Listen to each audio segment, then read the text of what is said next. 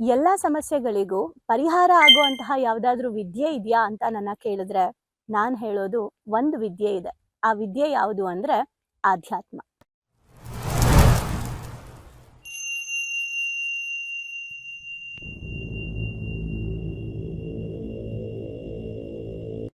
ಹೌದು. ಆಧ್ಯಾತ್ಮ ಅನ್ನೋದು ವಿದ್ಯೆನ ಅಥವಾ ಜೀವನ ಶೈಲಿನ ಅನ್ನೋ ಗೊಂದಲದಲ್ಲೇ ಇವತ್ತು ತುಂಬಾ ಜನ ನಾವಿದ್ದೀವಿ. ಆದ್ರೆ ಈ ಗೊಂದಲಗಳಿಂದ ನಿಮಗೆ ಉತ್ತರ ಸಿಗೋದಕ್ಕೆ, ಸ್ಪಷ್ಟತೆ ಸಿಗೋದಕ್ಕೆ, ಬರೀ ನಿಮಗೆ ಆಧ್ಯಾತ್ಮದ ಬಗ್ಗೆ ಸ್ಪಷ್ಟತೆ ಸಿಗೋದು ಮಾತ್ರ ಅಲ್ಲದೆ ಯಾವ ಸಾಧನೆಗಳನ್ನ ಮಾಡಬೇಕು, ಹಂತ ಹಂತವಾಗಿ ಹೇಗೆ ನಾವು ಆಧ್ಯಾತ್ಮದ ಅಭ್ಯಾಸಗಳನ್ನ ರೂಢಿಸ್ಕೋಬೇಕು, ನಮ್ಮ ಬದುಕಿನ ಶೈಲಿಯಲ್ಲಿ ದಿನನಿತ್ಯದ ನಮ್ಮ ಡೈಲಿ ರೊಟೀನಲ್ಲೂ ಕೂಡ ಯಾವ ರೀತಿ ನಾವು ಆಧ್ಯಾತ್ಮವನ್ನ ಅಳವಡಿಸ್ಕೋಬೇಕು ಅನ್ನೋದ್ರ ಬಗ್ಗೆ ಯಾರಿಗೆಲ್ಲ ತಿಳ್ಕೋಬೇಕು ಅನ್ನೋ ಆಸಕ್ತಿ ಇದೆ ಅವರಿಗೋಸ್ಕರ ಭಾವನೆಗಳಿಗೊಂದು ಶಾಲೆಯಲ್ಲಿ ನಮ್ಮ ಆಧ್ಯಾತ್ಮದ ತರಬೇತಿ ಶುರುವಾಗ್ತಾ ಇದೆ. ಆಲ್ರೆಡಿ 1 ವರ್ಷ ಕಂಪ್ಲೀಟ್ ಆಗಿ ಈಗ ನಮ್ಮ 2ನೇ ಬ್ಯಾಚ್ ಸ್ಟಾರ್ಟ್ ಆಗ್ತಾ ಇದೆ. ಸೊ ಜೂನ್ ತಿಂಗಳಿಂದ ಇದು ಶುರುವಾಗ್ತಾ ಇದೆ. ಆದ್ರೆ ಇದಕ್ಕೆ ರಿಜಿಸ್ಟ್ರೇಷನ್ ಈಗ ಶುರುವಾಗಿದೆ. ನಮಸ್ತೆ. ಓದ್ತಾ ಇರುವಂತಹ ಪುಸ್ತಕದ ಹೆಸರು ಮ್ಯಾನೇಜ್ಮೆಂಟ್ ಭಗವದ್ಗೀತೆ ಯಶಸ್ಸಿಗೆ ಕೃಷ್ಣನ ಸೂತ್ರಗಳು, ಬರ್ದಿರೋದು ಮಹಾಬಲ ಸೀತಾಳಭಾವಿ ಸರ್. ಸೊ ಈಗ ನಾವು ಮುಂದಿನ ಚಾಪ್ಟರ್ ಏನು ಓದ್ತಾ ಇದ್ವಿ ಅದನ್ನ ಕಂಟಿನ್ಯೂ ಮಾಡೋಣ, ಓಕೆನಾ? ಸೊ ಏನು ಇವಾಗ ಯಾರನ್ ಬೇಕಾದ್ರೂ ಗೆಲ್ತೇನೆ, ಯಾರನ್ ಬೇಕಾದ್ರೂ ನಾಶ ಮಾಡ್ತೀನಿ ಅಂತ ಅಧಿಕಾರ ಅಥವಾ ದುಡ್ಡಿನ ಮದದಿಂದ ಹೊರಡುವವರು ಅವರಲ್ಲಿ ಅಧಿಕಾರ ಅಥವಾ ಹಣ ಇದೆ ಅಂತ ಮಾತ್ರಕ್ಕೆ ಗೆಲ್ಲಲು ಸಾಧ್ಯವಿಲ್ಲ. ಹಾಗಿದ್ದಿದ್ರೆ ಇವತ್ತು ಯಾರತ್ರ ಎಲ್ಲ ಹಣ ಇದೆ, ಯಾರತ್ರ ಎಲ್ಲ ಅಧಿಕಾರ ಇದೆ, ಅವರೆಲ್ಲರೂ ದೇಶ ಆಳ್ಬೋದಿತ್ತು. ಆದ್ರೆ ಇವತ್ತು ಎಷ್ಟೋ ಸಮಯದಲ್ಲಿ ಅಧಿಕಾರ ಇದ್ರು ಹಣ ಇದ್ರು ಏನ್ ಹೇಳ್ತಾರೆ, ಆಳಕ್ಕಾಗಲ್ಲ ಅಲ್ವಾ? ಸೊ ಹಾಗಾಗಿ ಆ ಮದದಿಂದ ಹೊರಡೋರು ಎಲ್ರಿಗೂ ಕೈಲೂ ದೇಶನ ಗೆಲ್ಲಕ್ ಸಾಧ್ಯ ಇಲ್ಲ. ಆಳ್ಬೋದು, ಗೆಲ್ಲಕ್ಕಾಗಲ್ಲ. ಯಾಕಂದ್ರೆ ಕೆಟ್ಟದ್ದು ಉಳಿಯೋದಿಲ್ಲ. ಅವರು ಕೆಟ್ಟವರಾಗಿದ್ದರೆ ಅವರೇ ಉಳಿಯಲ್ಲ. ಕೆಟ್ಟದ್ದು ಉಳಿಯೋದಿರ್ಲಿ, ಅವ್ರು ಕೆಟ್ಟವರಾದ್ರೆ ಅವರೇ ಉಳಿಯಲ್ಲ. ನೋಡಿ, ನಿಮ್ ಮನ್ಸಲ್ಲಿ ಕಲ್ಮಶಗಳನ್ನ ಇಟ್ಕೊಂಡು ನೀವು ಯಾವಾಗ್ಲೂ ಕೂಡ ಇನ್ನೊಬ್ಬರನ್ನ ನೀವು ಹಾಳು ಮಾಡ್ಬೇಕನ್ನೋ ಯೋಚನೆ ಅಥವಾ ನಿಮ್ಮದ ಒಂದು ಅತಿಯಾದ ನಿಮ್ಮ ಲಾಭ, ನೀವು ಒಬ್ರಿಗೆ ನೀವು ಮೋಸ ಮಾಡ್ತಾ ಇದ್ದೀರಾ ಅಂದ್ರೆ ನಾಶ ಆಗೋದು ಅವರಲ್ಲ, ನೀವೇ. ಓಕೆ, ಜಸ್ಟ್ ಥಿಂಕ್ ಮಾಡಿ, ಇವತ್ತು ನಿಮ್ ಲೈಫಲ್ಲಿ ಯಾರೆಲ್ಲ ಮೋಸ ಮಾಡಿದ್ದಾರೆ, ಅವರು ನೀವು ಹೇಗಿದ್ದೀರಾ ಅಂತ.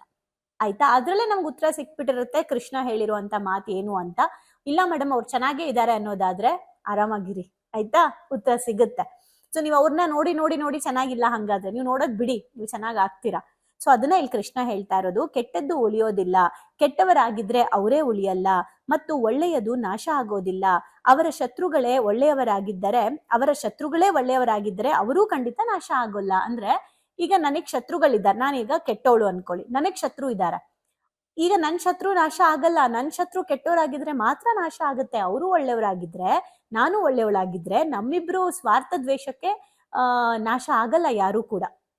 ಅದನ್ನ ತಿಳ್ಕೊಳ್ಳಿ. ನಮಗ್ ಮೋಸ ಮಾಡಿದ್ದಾರೆ ಅಂದ ತಕ್ಷಣ ಅವ್ರು ಕೆಟ್ಟವರು ಅಂತ ಅಲ್ಲ, ಅವರು ಒಳ್ಳೆಯವರಾಗಿದ್ರೆ ನಾಶ ಆಗಲ್ಲ. ಅವ್ರು ನಿಜವಾಗ್ಲೂ ಕೆಟ್ಟತನ ಅವರಲ್ಲಿದ್ರೆ ಖಂಡಿತ ನಾಶ ಆಗ್ತಾರೆ. ಸೊ ಇಲ್ಲಿ ಸ್ಪರ್ಧೆಗಿಳಿಯುವ ಮೊದಲು ಮಾಡಬೇಕಾದ ಕೆಲಸ ಏನಂದ್ರೆ, ನಾವು ಸರಿ ಇದೀವಾ ಅಂತ ನೋಡ್ಕೋಬೇಕಂತೆ. ನಮ್ಮ ಉದ್ದೇಶ ಒಳ್ಳೇದಾಗಿದ್ರೆ ಮಾತ್ರ ಸ್ಪರ್ಧೆಗಿಳಿರಿ, ಇಲ್ಲಾಂದ್ರೆ ಇಳಿಬೇಡಿ. ಕೆಲವು ಯುದ್ಧಗಳು ಅನಿವಾರ್ಯ. ಭ್ರಷ್ಟಾಚಾರದ ವಿರುದ್ಧ, ಭಯೋತ್ಪಾದನೆಯ ವಿರುದ್ಧ, ಮಾದಕ ದ್ರವ್ಯಗಳ ವಿರುದ್ಧ ಎಲ್ಲ ರಾಷ್ಟ್ರಗಳು ಇಂದು ಹೋರಾಡುತ್ತಿವೆ. ಇವು ಮುಗಿದರೆ ಇನ್ನಷ್ಟು ಸಾಮಾಜಿಕ ಅನಿಷ್ಟಗಳು ಮತ್ತೆ ಹುಟ್ಕೊಳ್ಳುತ್ತೆ. ಓಕೆ, ಪ್ಲೇಗ್ನಂತಹ ರೋಗದ ವಿರುದ್ಧ ಪ್ರಪಂಚವೇ ಹೋರಾಡಿ ಗೆದ್ದಿದೆ. ಈಗ ಏಡ್ಸ್, ಕ್ಯಾನ್ಸರ್ನಂತಹ ರೋಗಗಳ ವಿರುದ್ಧ ಕೂಡ ಹೋರಾಡಿ ಗೆಲ್ತಾ ಇದೆ. ಸಾಮಾಜಿಕ, ಆರ್ಥಿಕ, ಆರೋಗ್ಯಕ್ಕೆ ಸಂಬಂಧಪಟ್ಟ, ವಿಜ್ಞಾನಕ್ಕೆ ಸಂಬಂಧಪಟ್ಟ ಹೋರಾಟಗಳು ಎಂದಿಗೂ ಮುಗಿಯೋದಿಲ್ಲ. ಸಾಮಾಜಿಕ, ಆರ್ಥಿಕ, ಆರೋಗ್ಯ ಮತ್ತೆ ವಿಜ್ಞಾನಕ್ಕೆ ಸಂಬಂಧಪಟ್ಟ ಯುದ್ಧ ಯಾವತ್ತೂ ನಡೀತಾನೆ ಇದೆ. ಪ್ರಪಂಚ ಇಲ್ಲಿಯವರೆಗೆ ಸುಮಾರು 6,000ಕ್ಕೂ ಹೆಚ್ಚು ಯುದ್ಧಗಳನ್ನು ಕಂಡಿದೆ. ಪ್ರಪಂಚ ಇಲ್ಲಿವರೆಗೂ 6,000ಕ್ಕೂ ಹೆಚ್ಚು ಯುದ್ಧವನ್ನ ಕಂಡಿದೆ. ಯುದ್ಧ ಮಾಡಲೆಂದೇ ಪ್ರಕೃತಿಯು ಮನುಷ್ಯನನ್ನು ಭೂಮಿಗೆ ಕಳಿಸಿದಂತೆ ಆಗಿದೆ. ನಮ್ಮ ರಕ್ತದಲ್ಲೇ ಯುದ್ಧದ ಸೆಲೆ ಇರಬಹುದು. ಶಾಂತಿಗಾಗಿಯೂ ಯುದ್ಧ ಮಾಡಬೇಕಾದ ಕರ್ಮ ಮನುಷ್ಯರದ್ದು. ಇವತ್ತು ಶಾಂತಿಗೋಸ್ಕರನೂ ಕ್ರಾಂತಿ ಮಾಡುವಂತಹ ಒಂದು ಪರಿಸ್ಥಿತಿಗೆ ಮನುಷ್ಯ ಬಂದ್ಬಿಟ್ಟಿದ್ದಾನೆ. ಧರ್ಮದ ಹೆಸರಿನಲ್ಲಿ ಯುದ್ಧ ಮಾಡುವ ನಮ್ಮನ್ನು ನಾವು ನಾಗರಿಕರೆಂದು ಹೇಗೆ ಕರ್ಕೊಳ್ಳೋದು? ನಾಗರಿಕತೆ ಶುರುವಾದ ನಂತರವೇ ಹೋರಾಟವೂ ಶುರುವಾಯಿತು ಅನ್ನೋದು ನಿಜ. ಮನುಷ್ಯ ಅಲೆಮಾರಿಯಾಗಿದ್ದಾಗ ಯುದ್ಧ ಮಾಡುತ್ತಿರಲಿಲ್ಲ. ಆದರೆ ಯಾವಾಗ ಒಂದು ಜಾಗದಲ್ಲಿ ನೆಲೆ ನಿಂತು ಕೃಷಿಗಾಗಿ ಒಂದು ಭೂಮಿಯನ್ನ ಸೆಲೆಕ್ಟ್ ಮಾಡ್ಕೊಂಡ, ಆ ಭೂಮಿಗೆ ಒಂದು ಬೇಲಿ ಹಾಕ್ದ, ಅಲ್ಲಿಂದ ಇದು ನನಗೆ ಅದು ನನಗೆ ಅನ್ನೋದು ಸ್ಟಾರ್ಟ್ ಆಯ್ತು. ಆ ಜಾಗವನ್ನ ಕಾಪಾಡ್ಕೊಳ್ಳಕ್ಕೆ ಶುರು ಆಯ್ತು. ಜಾಗದ ಮೇಲೆ ಬೇರೆಯವ್ರ ಕಣ್ಣು ಹಾಕಕ್ ಸ್ಟಾರ್ಟ್ ಮಾಡಿ ಶತ್ರುಗಳ ಹೋರಾಟಕ್ಕೆ ಇಳಿಬೇಕಾಯ್ತು. ಆದ್ರೆ ಇವತ್ತು ಧರ್ಮದ ರಕ್ಷಣೆ ಅನ್ನೋ ಒಂದು ನೆಪದಲ್ಲಿ ಮೂಲಭೂತವಾಗಿ ನಡೆಸುವ ಯುದ್ಧ ಯಾವ ಸಮರ್ಥನೂ ಇಲ್ಲ. ಅಂದ್ರೆ ಧರ್ಮದ ರಕ್ಷಣೆ ಮಾಡ್ತಾ ಇದೀವಿ ಅಂತ ಹೇಳಿ ಸುಮ್ನೆ ಯುದ್ಧವನ್ನ ನಡೆಸ್ತಾ ಇದೆ. ಇವತ್ತು ನಾವು ನೋಡ್ಬೋದು ಪಾಕಿಸ್ತಾನ ನಮ್ ಧರ್ಮದ ರಕ್ಷಣೆಗಾಗಿ ಯುದ್ಧ ಮಾಡ್ತಿದೀವಿ ಅಂತಂದ್ರೆ ಅಗತ್ಯನೇ ಇಲ್ಲ. ಸೊ ಇದರಿಂದ ಧರ್ಮದ ರಕ್ಷಣೆ ಸಾಧ್ಯ ಇಲ್ಲ ಎಂದು ಎಲ್ಲಾ ಧರ್ಮಗಳಲ್ಲೂ ಆಯಾ ಧರ್ಮ ಗ್ರಂಥಗಳೇ ಹೇಳಿದೆ. ಭಗವದ್ಗೀತೆಯಲ್ಲಿ, ಕುರಾನ್ ಅಲ್ಲಿ, ಬೈಬಲ್ ಅಲ್ಲಿ ಎಲ್ಲದ್ರಲ್ಲೂ ಇರೋದೇನಂದ್ರೆ ಧರ್ಮ ರಕ್ಷಣೆ ಅಂದ್ರೆ ಒಳ್ಳೇದನ್ನ ರಕ್ಷಿಸು ಅಂತ ಹೇಳಿದೆ. ಆದ್ರೆ ಅದನ್ನ ಹೇಗೇಗೋ ಪಾಸ್ ಆಗ್ತಾ ಇದೆ. ವಾಸ್ತವವಾಗಿ ಧರ್ಮಕ್ಕೂ ಭಯೋತ್ಪಾದನೆಗೂ ಯಾವುದೇ ಸಂಬಂಧ ಇಲ್ಲ. ನಿಜವಾದ ಧರ್ಮವು ಮನುಷ್ಯನನ್ನು ನಿಜವಾಗ್ಲೂ ಧರ್ಮ ಅನ್ನೋದು ಮನುಷ್ಯನ ಶಾಂತಿ ಕಡೆಗೆ, ನೆಮ್ಮದಿ ಕಡೆಗೆ ಕರ್ಕೊಂಡ್ ಬರುತ್ತೆ ಹೊರತು ಯುದ್ಧಕ್ಕೆ ಅದು ಕರ್ಕೊಂಡು ಹೋಗೋದಿಲ್ಲ. ಯುದ್ಧ ಸಂಬಂಧಿ ಮನಃಶಾಸ್ತ್ರ ಬಹಳ ಸಂಕೀರ್ಣ. ಕೆಲವೊಮ್ಮೆ ನಾವು ಹೆದರಿಕೆಯಿಂದ ಯುದ್ಧ ಮಾಡ್ತೀವಿ, ಕೆಲವೊಮ್ಮೆ ಬೇರೆಯವರನ್ನ ಹೆದರ್ಸಕ್ಕೆ ಯುದ್ಧ ಮಾಡ್ತೀವಿ, ಮತ್ತೊಬ್ಬರನ್ನ ಕಂಟ್ರೋಲಲ್ಲಿ ಇಟ್ಕೊಳ್ಳಕ್ಕೆ ಯುದ್ಧ ಮಾಡ್ತೀವಿ. ಒಟ್ನಲ್ಲಿ ಯುದ್ಧ ಮಾಡ್ತಾನೆ ಇರ್ತೀವಿ. ಆ ಮನಸ್ಥಿತಿಯನ್ನು ಗೆದ್ದವನು ಸಂತನಾಗುತ್ತಾನೆ. ಮಹಾಭಾರತದಲ್ಲಿ ಕಂಸನಿಗೆ ತನ್ನ ಜೀವದ ಬಗ್ಗೆ ಹೆದರಿಕೆ ಇತ್ತು. ವಾಸುದೇವ ಮತ್ತು ದೇವಕಿ ಹುಟ್ಟುವ 8ನೇ ಮಗ ನನ್ನನ್ನು ಕೊಲ್ಲುತ್ತಾನೆಂದು ಅವನಿಗೆ ಗೊತ್ತಿತ್ತು. ಹಾಗಾಗಿ ಅವನು ಕೃಷ್ಣನನ್ನು ಕೊಲ್ಲಲು ಮುಂದಾದ. ಭಯದಿಂದ ಯುದ್ಧ ಮಾಡಕ್ ಬಂದ ಕಂಸ. ಇದು ಹೆದರಿಕೆಯಿಂದ ಮಾಡಿದ ಯುದ್ಧ. ಆದ್ರೆ ವಿವಿಧ ರಾಕ್ಷಸರು ಕೃಷ್ಣನನ್ನು ಕೊಲ್ಲಲು ಬಂದಿದ್ದು ತಮ್ಮ ರಕ್ಷಣೆಗಾಗಿ ಅಲ್ಲ. ಅವರ ಉದ್ದೇಶ ಕೃಷ್ಣನನ್ನು ಕೊಂದು ವೃಂದಾವನ ಜನರನ್ನು ಹೆದರಿಸಬೇಕು ಅಂತ. ಯುದ್ಧಕ್ಕೂ ಹೋರಾಟಕ್ಕೂ ಸೂಕ್ಷ್ಮ ವ್ಯತ್ಯಾಸ ಇದೆ. ಯುದ್ಧ ಮತ್ತೆ ಹೋರಾಟ ಎರಡು ಒಂದೇ ಅಲ್ಲ, ಒಂಚೂರು ಡಿಫ್ರೆನ್ಸ್ ಇದೆ. ಅದೇನಂದ್ರೆ ಯುದ್ಧ ಅಂದ್ರೆ ಬೇರೆಯವರನ್ನ ಸೋಲಿಸಲು ಹೋಗುವುದು. ಹೋರಾಟ ಅಂದ್ರೆ ನಮ್ಮನ್ನ ನಾವು ರಕ್ಷಣೆ ಮಾಡ್ಕೊಳ್ಳೋದು. ಎಷ್ಟು ಚೆನ್ನಾಗಿದೆ ನೋಡಿ. ಯುದ್ಧ ಅಂದ್ರೆ ಬೇರೆಯವ್ರನ್ನ ಸೋಲ್ಸಕ್ ಹೋಗೋದು. ಹೋರಾಟ ಅಂದ್ರೆ ನಮ್ಮನ್ನ ನಾವು ಪ್ರೊಟೆಕ್ಟ್ ಮಾಡ್ಕೊಳ್ಳೋಕ್ಕೋಸ್ಕರ ಹೋರಾಟ ಮಾಡುವಂಥದ್ದು. ಯುದ್ಧದ ಮನಸ್ಥಿತಿ ನಮಗೆ ಬೇಡ, ಹೋರಾಟದ ಮನಸ್ಥಿತಿ ಇರಲಿ. ಭಾರತ ಇಲ್ಲಿಯವರೆಗೆ ಯಾರನ್ನೂ ಗೆಲ್ಲಲು ಯುದ್ಧ ಮಾಡಿಲ್ಲ. ನಮ್ಮ ಭಾರತದ ಬಗ್ಗೆ ನಮಗೆ ಹೆಮ್ಮೆ ಇರಬೇಕು. ಯಾಕೆ ಅಂದ್ರೆ ಇವತ್ತವರೆಗೂ ಯಾರನ್ನೋ ಗೆಲ್ಬೇಕು, ಯಾರನ್ನೋ ಸೋಲಿಸ್ಬೇಕು ಅಂತ ಭಾರತ ಯಾವತ್ತೂ ಯುದ್ಧ ಘೋಷಣೆ ಮಾಡಿಲ್ಲ. ನಮ್ಮನ್ನ ಅಟ್ಯಾಕ್ ಮಾಡಿದಾಗ ರಕ್ಷಣೆಗಾಗಿ ಹೋರಾಟ ಮಾಡಿದೆ. ಎಷ್ಟು ಚೆನ್ನಾಗಿದೆ ನೋಡಿ. ಜಸ್ಟ್ ಯೋಚನೆ ಮಾಡಿ, ಭಾರತಾನೇ ತಂತಾನೆ ಕಾಲ್ ಕೆರ್ಕೊಂಡು ಜಗಳಕ್ಕೆ ಹೋಗಿರೋದು, ಯುದ್ಧಕ್ಕೆ ಹೋಗಿರೋದು ನಮ್ಮ ಇತಿಹಾಸದಲ್ಲೇ ಇಲ್ಲ ಅಲ್ವಾ? ಯಾವತ್ತೂ ಯಾರ ತಂಟೆಗೂ ಹೋಗಿಲ್ಲ ಭಾರತ. ಆದ್ರೆ ಭಾರತ ತಂಟೆಗೆ ಬಂದಾಗ ಮಾತ್ರ ಹೋರಾಟ ಮಾಡಿದೆ. ಅದು ನಿಜವಾದ ಶಕ್ತಿ. ಯಾಕಂದ್ರೆ ಕೃಷ್ಣ ಹುಟ್ಟಿದ ದೇಶ ಅಲ್ವಾ ನಮ್ದು. ಓಕೆ, ಸೊ ಅಂದ್ರೆ ಆ ನಾಡಲ್ಲೂ ಆ ವೈಬ್ರೇಷನ್ ಇರುತ್ತೆ. ಅದಕ್ಕೆ ಅನ್ಸುತ್ತೆ ನಾವು ಹಿಂಗ್ ಥಿಂಕ್ ಮಾಡೋದು, ಅಲ್ದು ಹಂಗ್ ಬೇರೆ ದೇಶಗಳು ಬೇರೆ ತರ ಥಿಂಕ್ ಮಾಡೋದು. ಸ್ಪರ್ಧೆಯಲ್ಲಿ ಗೆಲ್ಲದಿದ್ದರೆ, ಈಗ ಬಿಸ್ನೆಸ್, ಮನೆ, ಕಾರ್ಪೊರೇಟ್ ಲೈಫಲ್ಲಿ ನಾವು ಗೆಲ್ಲಿಲ್ಲ ಅಂದ್ರೆ ನಾವು ಉಳಿಯಕ್ಕಾಗಲ್ಲ. ಹಾಗೆ ಮ್ಯಾನೇಜ್ಮೆಂಟ್ ಗುರುಗಳು ಬೋಧಿಸೋದೇನಂದ್ರೆ ಸ್ಪರ್ಧೆಯಲ್ಲಿ ಗೆಲ್ಲೋದು ಹೇಗೆ. ಕಂಪನಿಯ ಮಾಲೀಕ ಅಥವಾ ಆಡಳಿತ ಮಂಡಳಿಯ ನಿರ್ದೇಶಕರು, ಉನ್ನತ ಹುದ್ದೆಗಳಿಗಿರುವ ಎಲ್ಲಾ ಅಧಿಕಾರಿಗಳು, ಅವರ ತಂಡದಲ್ಲಿ ಕೆಲಸ ಮಾಡುವ ಪ್ರತಿಯೊಬ್ಬ ನೌಕರರ ಹೋರಾಟದ ಮನಸ್ಥಿತಿಯಲ್ಲೇ ಕೆಲಸ ಮಾಡ್ಬೇಕಾಗತ್ತೆ.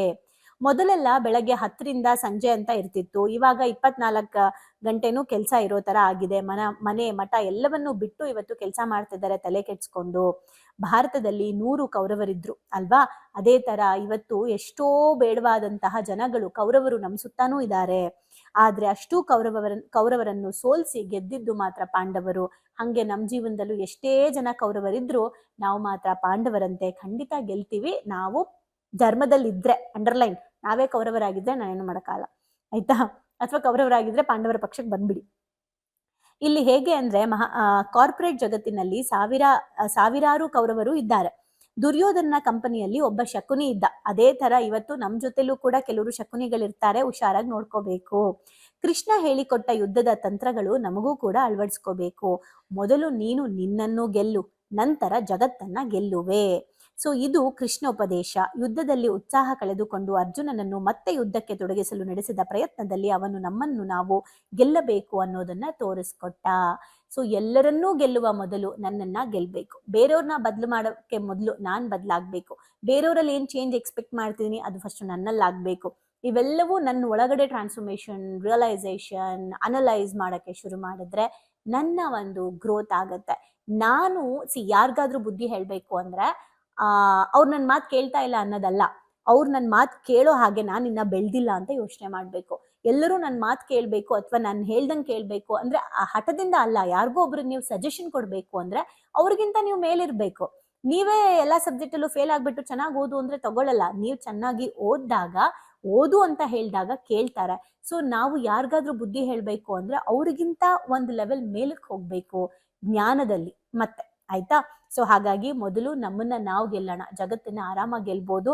ಸೊ ಯುದ್ಧದ ಬಗ್ಗೆ ಎಷ್ಟು ಚೆನ್ನಾಗಿ ಹೇಳಿದ್ದಾರೆ ನೋಡಿ. ನಮ್ಮ ಸುತ್ತ ಎಷ್ಟೇ ಜನ ಕೌರವರಿರ್ಲಿ, ನಾವು ಮಾತ್ರ ಪಾಂಡವರಾಗಿರೋಣ. ಹಾಗೆ ಇವತ್ತು ಯುದ್ಧ ನಡೀತಾನೆ ಇದೆ. ಯುದ್ಧಕ್ಕೂ ಹೋರಾಟಕ್ಕೂ ಇರೋ ವ್ಯತ್ಯಾಸ ಏನು? ಯುದ್ಧ ಅನ್ನೋದು ಬೇರೆಯವ್ರನ್ನ ಸೋಲ್ಸಕ್ಕೆ, ಹೋರಾಟ ಅನ್ನೋದು ನಮ್ಮ ರಕ್ಷಣೆಗೆ. ಭಾರತ ಯುದ್ಧ ಮಾಡಿಲ್ಲ, ಹೋರಾಟ ಮಾಡಿದೆ. ಹಾಗೆ ನಾವು ಸ್ಪರ್ಧೆ ಮಾಡಬೇಕಾಗಿರೋದು ಧರ್ಮದಲ್ಲಿದ್ರೆ ಮಾತ್ರ ಸ್ಪರ್ಧೆ ಮಾಡಬೇಕು. ಆ್ಯಂಡ್ ಅಧಿಕಾರ ಇದೆ, ಹಣ ಇದೆ ಅಂತ ಹೇಗೆ ಬೇಕು ಹಾಗೆ ನಾವು ಕಾಂಪಿಟೇಷನ್ ಮಾಡೋದಲ್ಲ. ಫಸ್ಟು ಯಾರ ಜೊತೆ ಹೋರಾಟ ಮಾಡಬೇಕು? ನಮ್ಮ ಜೊತೆಗೆ. ಲಾಸ್ಟ್ ಎಪಿಸೋಡ್ಸಲ್ಲೆಲ್ಲ ಏನು ನೋಡಿದ್ವಿ? ನಮ್ಮ ಇಂದ್ರಿಯಗಳ ಜೊತೆ ನಾವು ಫೈಟ್ ಮಾಡಬೇಕು. ಸೊ ಇದಿಷ್ಟು ಕೂಡ ನಾವು ನಮ್ಮ ಲೈಫಲ್ಲಿ ಮಾಡಿದ್ರೆ ಇಡೀ ಜಗತ್ತನ್ನ ಗೆದ್ದಂಗೆ. ಇಡೀ ಜಗತ್ತು ಫಸ್ಟು ನಾನು, ನನ್ನ ಮನೆ, ನನ್ನ ಕುಟುಂಬ, ನನ್ನ ಏರಿಯಾ, ನನ್ನ ತಾಲೂಕು, ನನ್ನ ಡಿಸ್ಟಿಕ್ಕು, ನನ್ನ ರಾಜ್ಯ, ನನ್ನ ದೇಶ, ನನ್ನ ಪ್ರಪಂಚ. ಸೊ ಅದೆಲ್ಲ ಸ್ಟಾರ್ಟ್ ಆಗೋದು ನನ್ನಿಂದ, ನನ್ನ ಒಳಗಿಂದ. ಏನರ್ಥ ಆಯಿತು ಕಮೆಂಟ್ ಮಾಡಿ. Thank you. ಭಾವನೆಗಳು ಬಂದು ಶಾಲೆಗೆ ಬಂದು ತುಂಬಾ ಖುಷಿ ಆಯ್ತು. ಲೈಫಲ್ಲಿ ತುಂಬಾ ಅಂದ್ರೆ ತುಂಬಾ ಕ್ಲಾರಿಟಿ ಬಂದಿದೆ. ತುಂಬಾನೇ ಬದಲಾವಣೆ ಆಗಿದೆ. ನಂಗೆ ತುಂಬಾ ಖುಷಿ ಇದೆ ನಾನು ಇಲ್ಲಿಗೆ ಬಂದಿರೋದು. ನನಗೆ ತುಂಬಾ ಖುಷಿ ಆಗ್ತದೆ. ಪ್ರತಿಯೊಂದಕ್ಕೂ ಸ್ಫೂರ್ತಿ ಸಿಕ್ಕಿದೆ, ನೆಮ್ಮದಿ ಸಿಕ್ಕಿದೆ. ಒನ್ ವರ್ಡ್ ಅಲ್ಲಿ ಹೇಳ್ಬೇಕಂದ್ರೆ ಇಟ್ ಈಸ್ ಅಲ್ಟಿಮೇಟ್. ಲೈಫ್ ತುಂಬ ಕಾಂಪ್ಲಿಕೇಟ್ ಅಂದ್ಕೊಂಡಿದ್ದೆ, ಬಟ್ ಈ ಕ್ಲಾಸಿಗೆ ಸೇರಿದ್ಮೇಲೆ ತುಂಬ ಈಸಿಯಾಗಿ ಅರ್ಥಪೂರ್ಣವಾಗಿ ಹೇಗೆ ಜೀವಿಸ್ಬೇಕು ಅನ್ನೋದು ಗೊತ್ತಾಯ್ತು. ಆಕ್ಚುಲ್ ಆಗಿ ನಂಗೆ ತುಂಬಾ ಖುಷಿ ಇದೆ ನಾನು ಇಲ್ಲಿಗೆ ಬಂದಿರೋದು. ಈ ಒಂದು ವರ್ಕ್ಶಾಪ್ ಬಂದಿರೋ ಉದ್ದೇಶ ಅಂದರೆ ತಾರಾ ಮೇಡಮು ಏನೇ ಕೊಟ್ಟರು ಒಂದು ಅದ್ಭುತವಾಗಿ ಸ್ಪೆಷಲ್ ಆಗಿ ಕೊಡ್ತಾರೆ ಅನ್ನೋ ನಂಬಿಕೆ ಇದೆ. ಈ ಒಂದು ವರ್ಕ್ಶಾಪಲ್ಲಿ ಇನ್ನೂ ಅದ್ಭುತವಾಗಿ ಸಿಗ್ತದೆ ಅಂತ ನಂಬ್ಕೊಂಡು ಬಂದಿದ್ದೀನಿ. ಖಂಡಿತ ಆಗುತ್ತೆ. ಡೈಲಿ ಹೊಸ ಟಾಪಿಕ್ ನಾವು ಡೈಲಿ ವೇಟ್ ಮಾಡ್ತಾ ಇರ್ತೀವಿ. ಇವತ್ತೇನು ಹೇಳ್ಕೊಡ್ತಾರೆ, ನಾಳೆ ಏನು ಹೇಳ್ಕೊಡ್ತಾರೆ ಅಂತೇಳಿ. ನಾನು ಎಲ್ಲರಿಗೂ ಹೇಳೋದಷ್ಟೇ, ಅವ್ರು ಕೊಡೋ ಎಲ್ಲ ಟಾಸ್ಕ್ನು ಚೆನ್ನಾಗಿ ಫಾಲೋ ಅಪ್ ಮಾಡಿದರೆ ನಿಮ್ಮ ಜೀವನ ಇನ್ನೂ ತುಂಬ ಚೆನ್ನಾಗಿರುತ್ತೆ. ಎಜುಕೇಶನ್ ಬಂದ್ಮೇಲೆ ನನ್ನ ಲೈಫ್ ಸೇವ್ ಆಯ್ತು ಅಂತಾನೆ ಹೇಳ್ಬೋದು. ಸೊ ಬಹಳನೇ ಖುಷಿ ಇದೆ. ನಮ್ಮನ್ನ ನಾವು ಟ್ರಾನ್ಸ್ಫಾರ್ಮ್ ಮಾಡ್ಕೊಂಡು ಈ ಹ್ಯಾಬಿಟ್ಸ್ ಎಲ್ಲ ನಾವು ಇನ್ಸ್ಟಾಲ್ ಮಾಡ್ಕೊಂಡ್ರೆ ನಮ್ಮ ಲೈಫ್ ಖಂಡಿತವಾಗ್ಲೂ ಸಕ್ಸಸ್ಫುಲ್ ಆಗುತ್ತೆ ಅಂತ ಅಂದ್ಬಿಟ್ಟು. ಸೊ ನಿಮ್ಮ ಲೈಫ್ ಚೇಂಜಿಂಗ್ ಟ್ರಾನ್ಸ್ಫಾರ್ಮೇಶನ್ ಅಂತ ಅಂದ್ರೆ ಇದಕ್ಕೆ ಎಮೋಜಿಮ್ is the most and main ಕಾರಣ ಅಂತಾನೆ ಹೇಳ್ತೀನಿ. ಎಕ್ಸ್ಪ್ರೆಸ್ ಮಾಡ್ಬೇಕಂದ್ರೆ ಒಂದು ವರ್ಡ್ ಅದು ಭಾಳ ಚಿಕ್ಕದಾಗತ್ತೆ. ಅದು ಏನಂತಂದ್ರೆ ಥ್ಯಾಂಕ್ ಯು ಅನ್ನೋಂಥ ವರ್ಡ್ ಮಾತ್ರ ನಾನು ಎಕ್ಸ್ಪ್ರೆಸ್ ಮಾಡ್ಬೋದು. ಒಂದೊಂದು ಸ್ಟೆಪ್ಪಲ್ಲೂ ನಾವು ನಾನು ಚೇಂಜ್ ಆಗ್ತಿದ್ದೀನಿ ಅನ್ನೋದು ತುಂಬ ನನಗೆ ಅಳವಡಿಕೆ ಆಗ್ತಿದೆ. ಮತ್ತು ಎಲ್ಲ ಸ್ಕೂಲು ಕಾಲೇಜ್ಗಳಲ್ಲೂ ಇದೊಂದು ಸಬ್ಜೆಕ್ಟ್ ಅಂತ ಇಡಬೇಕು ಮಕ್ಕಳಿಗೆ. ಎಲ್ರಿಗೂ ಯೂಸ್ ಆಗುವಂಥ ಕ್ಲಾಸ್ ಇದು, ಯೂನಿಕ್ ಆಗಿದೆ. ಇಮೋಜಿಮ್ ಟೀಮ್ಗೆ ಥ್ಯಾಂಕ್ ಯು. ಇದೆಲ್ಲ ನಡೆಸ್ತಾ ಇರುವಂಥ ತಾರಾ ಮೇಡಮ್ಗೆ, ಸಂದೇಶ್ ಸರ್ಗೆ, ಜೊತೆಗೆ ಎಮೋಜಿಮ್ ಟೀಮ್ಗೆ thank you so much. So ಯಾರ್ಯಾರೆಲ್ಲ ಸೇರ್ಕೊಂಡಿಲ್ಲ ದಯವಿಟ್ಟು ಸೇರ್ಕೊಳ್ಳಿ. So it is very utilising. Life long ಯಾರಿಗಾದ್ರೂ ಚಿರಋಣಿಯಾಗಿರ್ತೀವಿ ಅಂದರೆ ಅದು ಸಂದೇಶನ ಮತ್ತು ತಾರಾ. ಸೊ ಬನ್ನಿ ಭಾವನೆಗಳಿಗೊಂದು ಶಾಲೆನ ಎಂಟರ್ ಆಗಿ ಅದನ್ನ ಫೀಲ್ ಮಾಡಿ. ಅಂದ್ರೆ ರಿಕ್ವೆಸ್ಟ್ ಮಾಡ್ಕೊಂತಿದ್ದೀನಿ ನಿಮಗೆ, ಇದರಿಂದ ಲಾಸ್ ಆಗೋದಂತೂ ಏನೂ ಇಲ್ಲ, ಬಟ್ ಲೈಫಲ್ಲಿ ತುಂಬಾನೇ ಪಡ್ಕೊಂತೀನಿ ನಾನು. ಅದಕ್ಕೆ ನಾನು ಶೋರ್ ಗ್ಯಾರಂಟಿ ಕೊಡ್ತೀನಿ ನಾನು. ಎಲ್ಲೋ thank you to Tara ma'am and Sandesh sir. Thank you to whole my ಎಮೋಜಿಮ್. Thank you.